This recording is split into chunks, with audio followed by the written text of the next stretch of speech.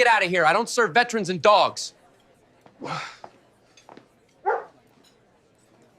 What did it do wrong? It just helped me pass. Restaurant manager kicked out disabled veteran, then Navy SEALs at next table stood up.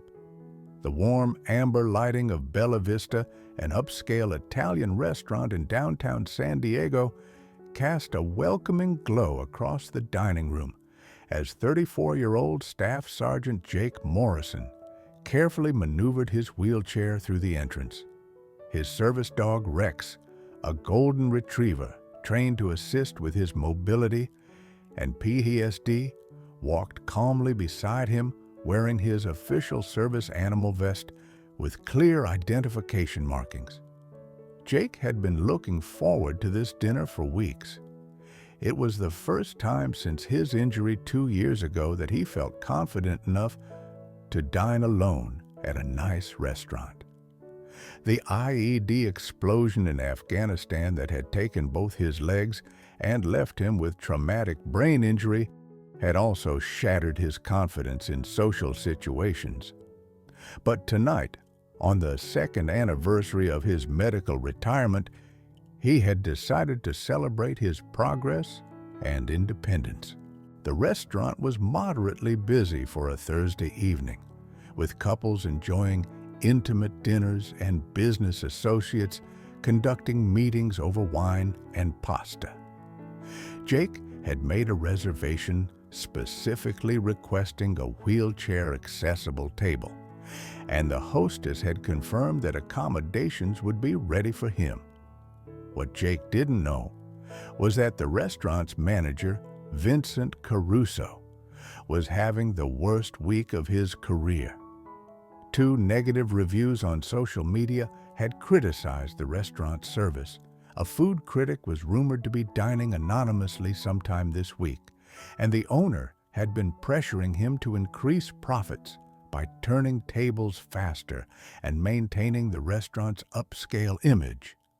Caruso was a man in his 40s who had worked his way up in the restaurant industry through a combination of ambition and an obsession with maintaining what he considered appropriate atmosphere for his establishment. In his mind, Bella Vista catered to a specific clientele, successful professionals who expected a certain level of sophistication and exclusivity. At a corner table near the window, 4 men in their 30s sat enjoying dinner and conversation. They wore civilian clothes, button-down shirts and slacks, but they're bearing their short haircuts, and the way they sat with their backs to the wall suggested military background. They were Navy SEALs from nearby Naval Base Coronado, celebrating the successful completion of a training exercise with a rare evening off.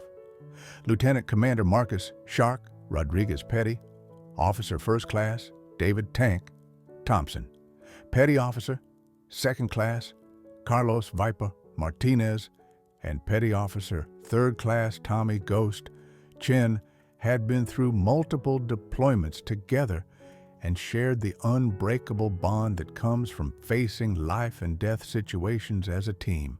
As Jake approached the hostess station, none of them paid particular attention until they heard the conversation that was about to unfold. Jake wheeled up to the hostess station where a young woman named Sarah greeted him with a professional smile. "Good evening, sir. Do you have a reservation?" "Yes, Jake Morrison, party of 1. I called ahead about wheelchair accessibility." Sarah checked her computer and nodded. "Of course, Mr. Morrison. Right this way, please." As Sarah began to lead Jake toward his reserved table, manager Vincent Caruso emerged from the kitchen area and immediately noticed the wheelchair and service dog. His expression shifted from professional neutrality to barely concealed annoyance. "Excuse me," Caruso called out, approaching Jake and Sarah. "Is there a problem here?" Sarah looked confused. "No, sir. I'm just seating Mr. Morrison at his reserved table." Caruso studied Jake's appearance, the wheelchair, the service dog, the visible scars on his hands from the explosion that had changed his life. In Caruso's mind, this was exactly the kind of situation that could disrupt the sophisticated atmosphere he worked so hard to maintain. "Sir," Caruso said to Jake, his tone polite but cold, "I'm afraid we can't accommodate your situation tonight." Jake felt his stomach tighten. "I'm sorry, what do you mean I have a reservation? And I specifically asked about wheelchair accessibility when I called." "Well, yes, but we weren't informed about the animal. We have a strict no pets policy." Jake's military training kicked in the discipline to remain calm under pressure that had been drilled into him during his years of service. "Sir, this is Rex, my service dog. He's not a pet.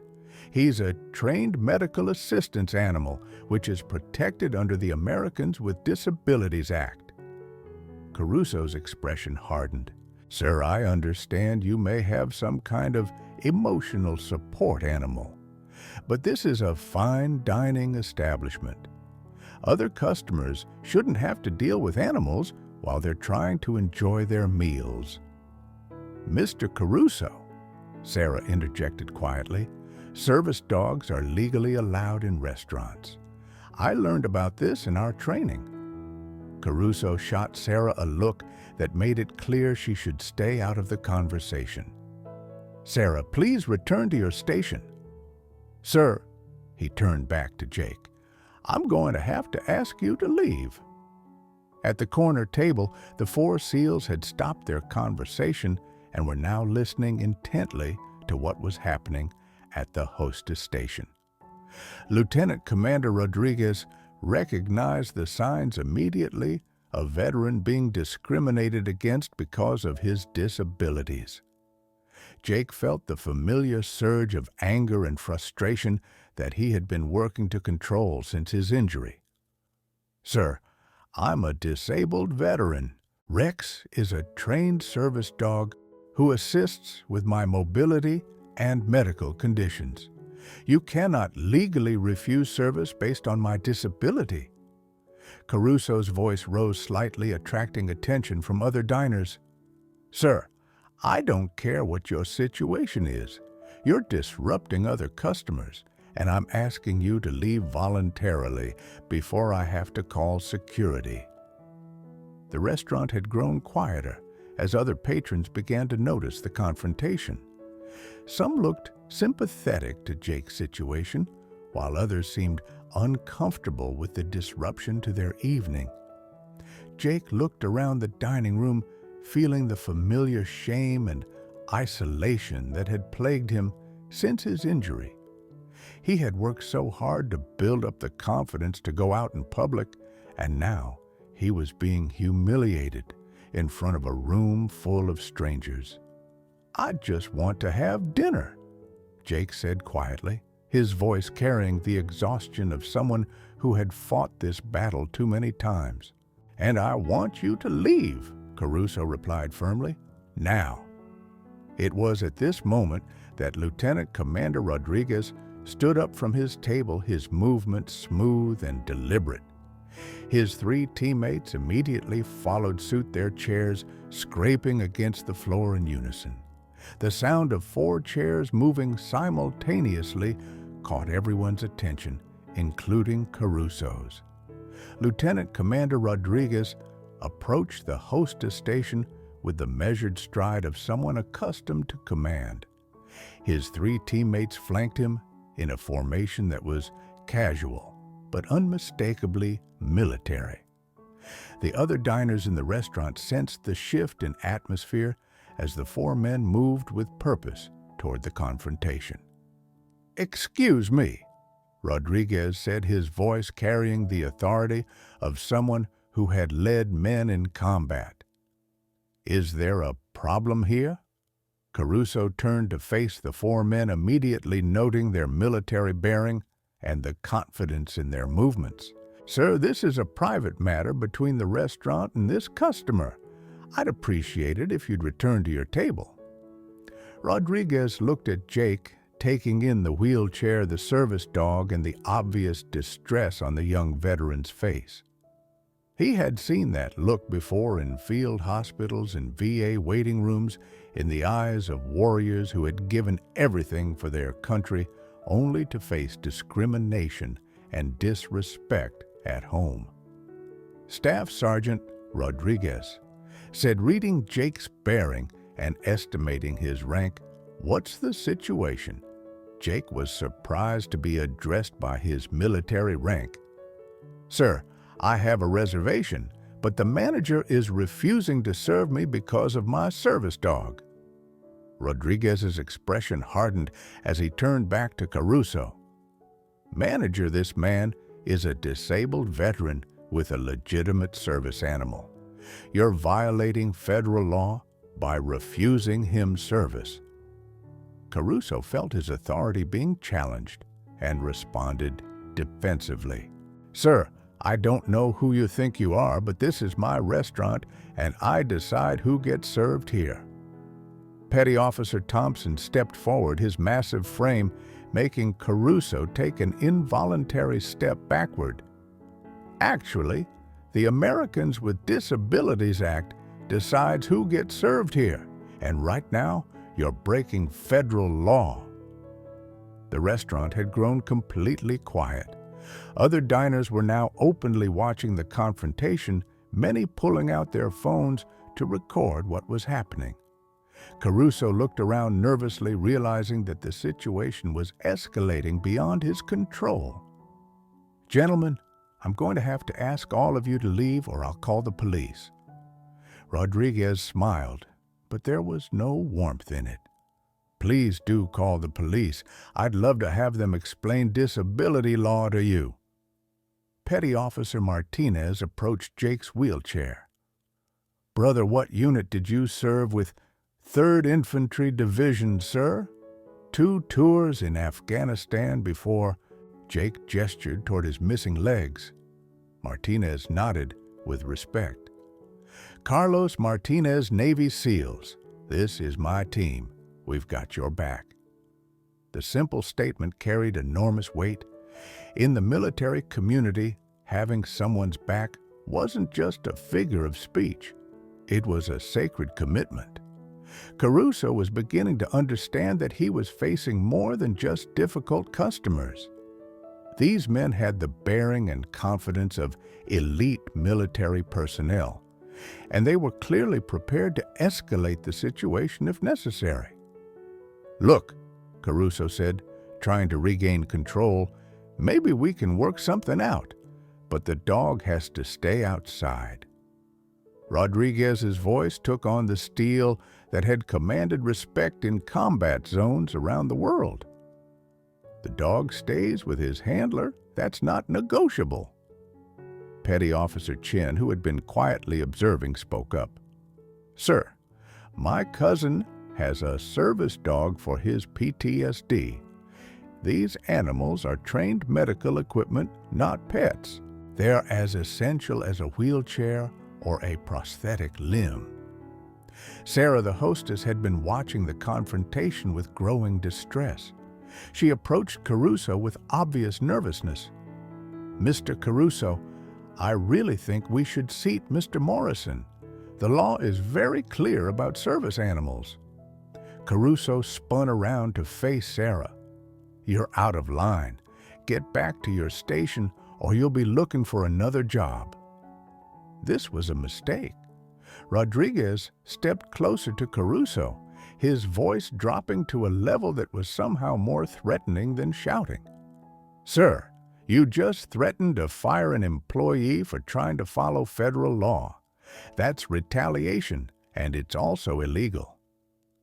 The 4 SEALs had now positioned themselves in a loose circle around Caruso, not threatening him physically, but making it clear that he was surrounded by men who would not back down. Jake watched this unfold with a mixture of gratitude and amazement. For 2 years, he had felt isolated and alone, struggling with his disabilities and the challenges of reintegrating into civilian society. Now 4 strangers were standing up for him simply because they recognized him as a fellow warrior. "Gentlemen," Jake said, his voice stronger now, "I appreciate your support, but I don't want to cause any more trouble." Rodriguez looked at Jake with the expression of a leader who had never left a man behind. "Staff Sergeant, you're not causing trouble. You're exercising your rights as an American citizen and a disabled veteran. We're just making sure those rights are respected." The confrontation had reached a tipping point. Caruso had to decide whether to continue his illegal discrimination or back down in front of a restaurant full of witnesses. The tension in Bella Vista had reached a breaking point. Every customer in the restaurant was now watching the confrontation, many recording on their phones, as 4 Navy SEALs faced down a restaurant manager who was violating federal disability laws. The situation was about to explode into something much larger than a simple dining dispute. Caruso, feeling cornered and humiliated, made the worst possible decision. He pulled out his phone and called 911. "I need police at Bella Vista restaurant immediately. I have multiple individuals threatening me and refusing to leave my establishment."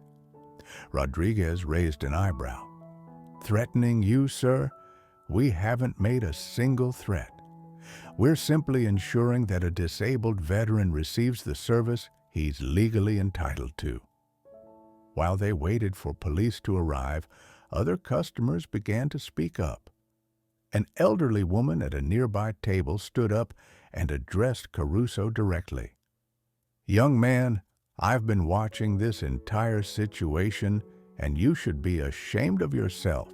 This veteran served our country, and you're treating him like a criminal."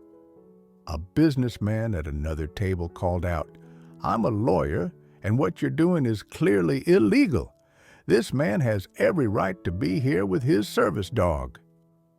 The support from other customers seemed to embolden more people to speak up. Soon, multiple voices were expressing their disapproval of Caruso's behavior and their support for Jake. Caruso was now facing not just 4 SEALs, but an entire restaurant full of angry customers. His attempt to maintain control had backfired spectacularly. When the police arrived, they were met by a scene unlike anything they had encountered before. 2 officers, Sergeant Patricia Wong and Officer Michael Davis, entered to find a disabled veteran in a wheelchair, surrounded by 4 men in civilian clothes, who were clearly military, facing off against a restaurant manager, while dozens of customers watched and recorded. "What's the situation here?" Sergeant Wong asked, her experienced eye immediately assessing the dynamics of the confrontation. Caruso rushed to speak first. "Officers, these men are threatening me and refusing to leave my restaurant. I want them arrested for trespassing." Rodriguez stepped forward, his bearing immediately recognizable to the officers as military. "Officers, I'm Lieutenant Commander Rodriguez, U.S. Navy. This disabled veteran was refused service because of his service dog, which is a violation of the Americans with Disabilities Act." Sergeant Wong looked at Jake, noting his wheelchair and the service dog wearing an official vest. She had dealt with disability discrimination cases before and immediately understood what was happening. "Sir," she said to Caruso, "is it true that you refused service to this gentleman because of his service dog?" Caruso tried to maintain his position. "Officer, this is a fine dining establishment. We have standards to maintain." Officer Davis, who was a veteran himself, stepped forward. "Sir, service dogs are protected under federal law. You cannot refuse service to someone because they have a legitimate service animal." The crisis deepened when Sergeant Wong noticed that several customers were live streaming the incident on social media. "Sir," she said to Caruso, "you need to understand that this situation is being broadcast live. If you continue to violate this man's civil rights, you're going to face serious legal consequences." Rodriguez saw an opportunity to de-escalate while still protecting Jake's rights. "Officers, we don't want any trouble. We just want this veteran to be able to enjoy a meal like any other American citizen." Petty Officer Thompson added, "We've all served overseas to protect the freedoms that this man is being denied right here at home." The weight of their words, combined with the obvious support from other customers and the presence of recording devices, finally broke through Caruso's stubborn resistance. "Look," Caruso said, his voice now showing uncertainty, "maybe I was hasty, but I was just trying to protect my other customers." Sergeant Wong's response was firm and clear. "Sir, you are violating federal law. Service dogs are not pets, they're medical equipment. Refusing service to someone because of their disability is illegal discrimination." The climax came when Jake himself spoke up, his voice carrying the quiet dignity of someone who had sacrificed everything for his country. "Mr. Caruso, I didn't come here to cause trouble. I came here to celebrate 2 years of recovery and progress since I was injured serving my country. All I wanted was to have a quiet dinner and feel like a normal person for one evening." The simple honesty of Jake's words seemed to cut through all the tension and posturing. Even Caruso appeared to be affected by the veteran's quiet dignity. Rodriguez made the final move that would resolve the crisis. "Officers, if Mr. Caruso is willing to seat Staff Sergeant Morrison and provide him with the service he's legally entitled to, we'd be happy to return to our table and let everyone enjoy their evening." The moment of truth had arrived. Sergeant Wong looked directly at Caruso with the authority of law enforcement and the moral weight of doing what was right. "Mr. Caruso, you have 2 choices here. You can seat this gentleman and his service dog immediately, or I can arrest you for violating the Americans with Disabilities Act, which is a federal crime." Caruso looked around the restaurant at the sea of disapproving faces, the recording phones, and the 4 Navy SEALs who had made it clear they would not abandon a fellow veteran. His resistance finally crumbled. "Fine," he said, his voice barely above a whisper. "Sarah, please seat Mr. Morrison at his reserved table." But Rodriguez wasn't finished. The SEAL commander had recognized this as a teachable moment that could have impact far beyond one evening. "Actually, sir, I think there's a better way to handle this." Rodriguez turned to address the entire restaurant, his voice carrying the authority of someone accustomed to command. "Ladies and gentlemen, I want everyone here to understand what just happened. Staff Sergeant Morrison served 2 tours in Afghanistan where he lost both legs defending the freedoms we all enjoy. Tonight, he was denied service at an American restaurant because of his disabilities." The restaurant was completely silent as Rodriguez continued.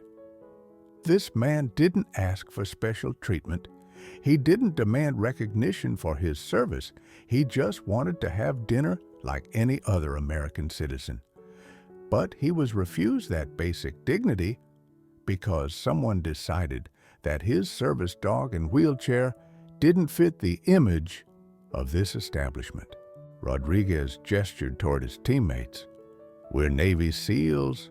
We've served in some of the most dangerous places on Earth. But the most important battle we fight isn't overseas. It's right here at home, ensuring that veterans like Staff Sergeant Morrison are treated with the respect and dignity they've earned. Petty Officer Martinez stepped forward. Every person in this restaurant needs to understand something.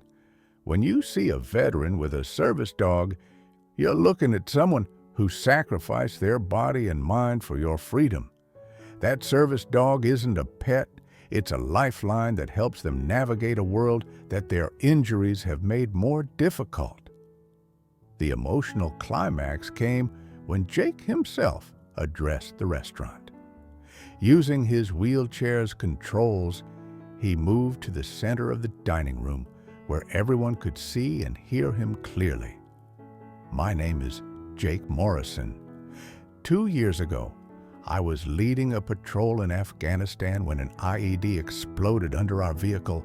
I lost both legs, suffered a traumatic brain injury, and watched 2 of my soldiers die in that explosion. The restaurant was so quiet that the only sound was the soft whir of Jake's wheelchair motor. For 2 years, I've been learning to live with my disabilities. Rex here, he gestured to his service dog, helps me with mobility, alerts me to seizures, and provides stability when my PTSD symptoms become overwhelming.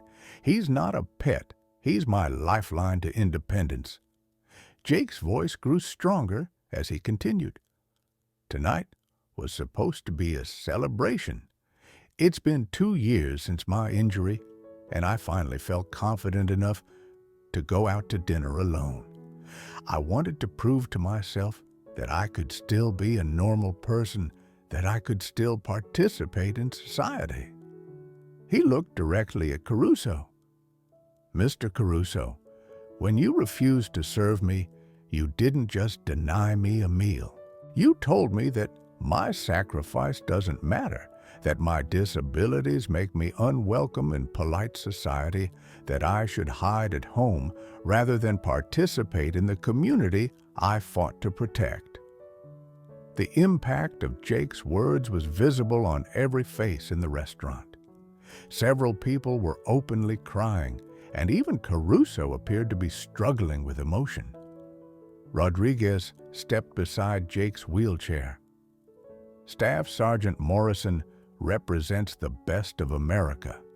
He volunteered to serve deployed to a war zone and paid a price that most of us can't even imagine. The least we can do is ensure he can eat dinner in peace. The climax reached its peak when something unexpected happened. The elderly woman who had spoken up earlier approached Jake's wheelchair and placed her hand gently on his shoulder. Son, my husband was a Marine in Vietnam. He came home to protests and hatred, but he never complained. You young veterans deserve so much better than what my husband's generation received. One by one, other customers began approaching Jake. A businessman handed him his business card and offered him a job. A young couple thanked him for his service and asked if they could buy his dinner. A family with children used the moment to teach their kids about sacrifice and service. The transformation was remarkable. What had started as a confrontation about discrimination had become a moment of community recognition and support for a veteran who had given everything for his country. Caruso, witnessing this outpouring of support and understanding the magnitude of his error, finally approached Jake directly. Staff Sergeant Morrison, I owe you an apology. I was wrong and I'm sorry. Your service and sacrifice deserve respect, not discrimination.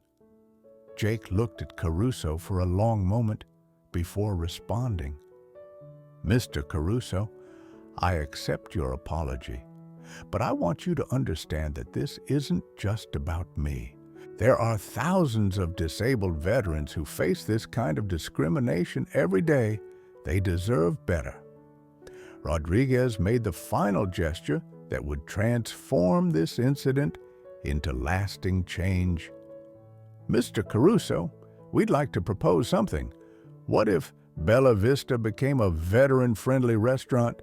What if you trained your staff on disability awareness and made this a place where all veterans know they're welcome?" Caruso nodded eagerly, recognizing an opportunity to turn his mistake into something positive. "I would be honored to do that. Staff Sergeant Morrison, would you be willing to help us develop that program?" Jake smiled for the first time all evening. "Mr. Caruso, I'd be proud to help you make sure no other veteran has to go through what I experienced tonight." The four SEALs returned to their table, their mission accomplished. They had not only protected a fellow veteran, but had created an opportunity for education and positive change. 6 months after the incident at Bella Vista, the restaurant had become a model for veteran-friendly dining establishments across the country. Vincent Caruso had kept his promise to transform his restaurant's culture, implementing comprehensive staff training on disability awareness and veteran issues. Jake Morrison had become the restaurant's official veteran liaison, helping to develop policies and training programs that ensured all disabled veterans received respectful service. His story had been featured in veteran publications and had inspired similar programs at restaurants nationwide. The most important thing we learned Caruso would tell other restaurant owners is that serving veterans isn't just good business, it's our patriotic duty. These men and women sacrificed for our freedom, and the least we can do is serve them with dignity and respect. The four Navy SEALs had remained in contact with Jake, forming a brotherhood that extended beyond their chance meeting at the restaurant. Lieutenant Commander Rodriguez had helped Jake connect with veteran employment programs, leading to a new career in veteran advocacy. "That night changed my life," Jake would tell audiences during his speaking engagements about veteran rights. "Not just because I was discriminated against, but because four strangers stood up for me when I couldn't stand up for myself. That's what military brotherhood really means." Bella Vista had established a monthly Veterans Night, where all veterans and their families received complimentary meals. The events had become community gatherings that brought together veterans from all eras and conflicts, creating connections and support networks that extended far beyond the restaurant. The incident had also sparked broader conversations about disability discrimination in the service industry. The video recordings from that night had been viewed millions of times, leading to policy changes at restaurant chains across the country. Most significantly, Jake's confidence and independence had been restored. He now dined out, regularly traveled extensively as a speaker, and had become a powerful advocate for disabled veterans' rights. "The night I was kicked out of that restaurant was the night I learned that I wasn't alone," Jake would conclude his speeches. "There are people who will stand up for what's right, who will fight for those who can't fight for themselves. That's the America I serve to protect." The disabled veteran who had been kicked out of a restaurant had become a symbol of resilience, dignity, and the unbreakable bonds that unite those who have served their country with honor. This story demonstrates how acts of discrimination can be transformed into opportunities for education and positive change when good people are willing to stand up for what's right. The SEALs' intervention not only protected a fellow veteran, but created lasting improvements in how disabled veterans are treated in civilian society.